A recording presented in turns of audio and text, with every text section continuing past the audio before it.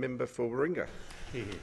Well, thank you, Mr Speaker, and I should begin by acknowledging the tireless efforts of the member for Leichhardt to bring about the change that we debate today.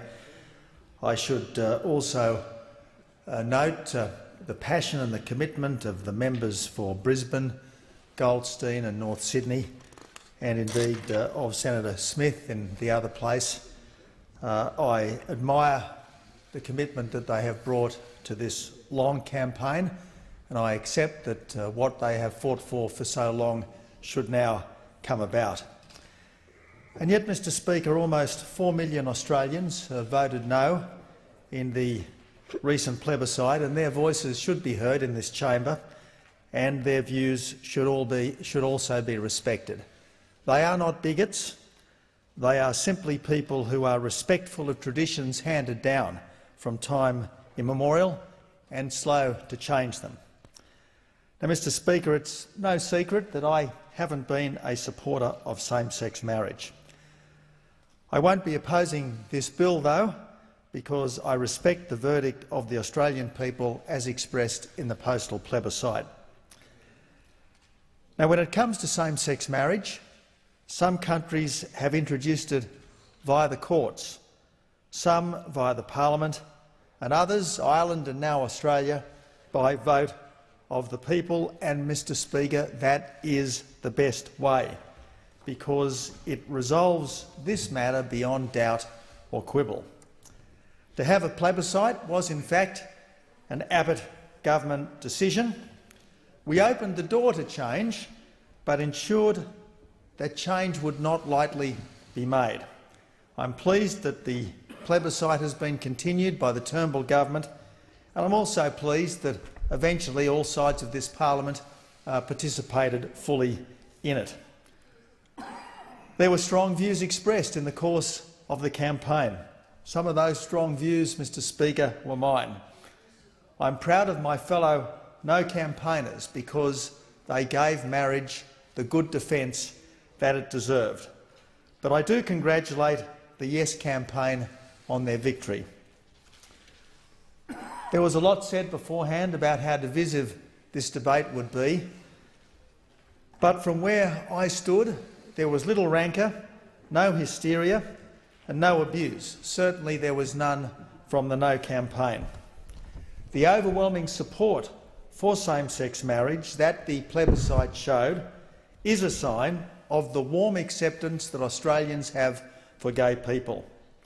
There may indeed, Mr Speaker, be a few homophobic individuals lurking amongst us, but no one should ever again claim that Australia is a bigoted or intolerant country. As the plebiscite abundantly demonstrated, we are as easygoing as any country on earth, and whatever your race, your creed, your gender or your sexuality, to be an Australian is well and truly to have won the lottery of life. And if indeed, Mr Speaker, same-sex marriage does turn out to mean that there are more stable and more lasting relationships in this country, gay as well as straight, well then it will have strengthened our social fabric and become something that, once established, a Conservative won't just accept but will actually support. So, Mr Speaker, gay people, their parents, their siblings, their children, their wider families and their friends should savour this success, and again I congratulate the Yes campaign for its victory. Now, Mr Speaker, I would like this to be a unifying moment for our country. And the best way to make this a unifying moment for our country would be to acknowledge the continuing concerns that many decent Australians have about freedom of speech, freedom of conscience, freedom of religion and parental rights. The best way to make this a unifying moment for our country would be to ensure that the anti-gay prejudice of the past is not replaced by a new politically correct bigotry. We certainly don't want new forms of division to replace old ones.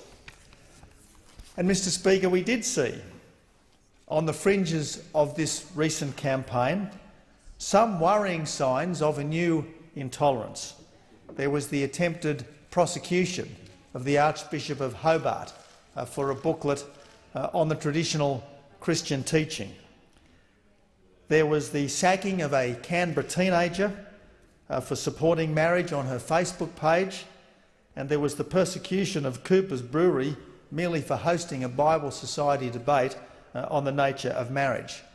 More thought, Mr Speaker, should have been given to protecting rights prior to the plebiscite, and that's why I'll be moving the amendment that's been circulated, not to stop this bill, but to assert the principle that people should never be discriminated against because of their conscientious views about the nature of marriage.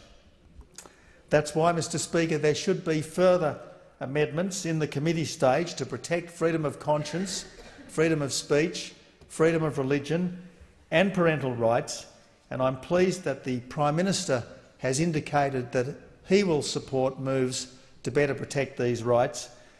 I hope these amendments will be supported because surely these are rights and freedoms that all of us in this place believe in. And it should happen now, Mr Speaker, in the course of passing the same-sex marriage bill, because there should be no gaps in the protections of our fundamental freedoms. And I believe that the passage of the bill, as amended, will enable our country to go forward together, united in decency and in respect for the rights of all.